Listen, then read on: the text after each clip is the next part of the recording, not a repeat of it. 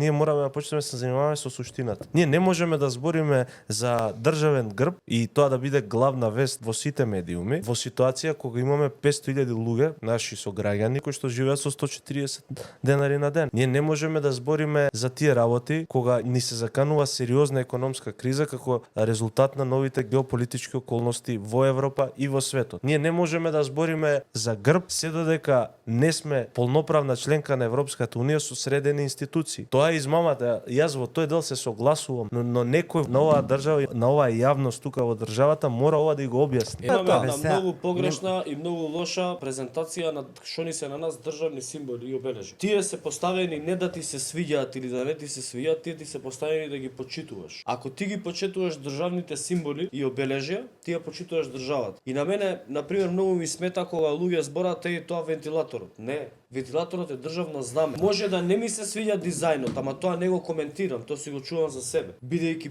пред тоа обележе се стои мирно, затоа што е државно знаме. Тоа е државата. А ако ние пљукаме по знамето, ние де факто викаме не ни се свија знамето, не ја си ја сакаме државата.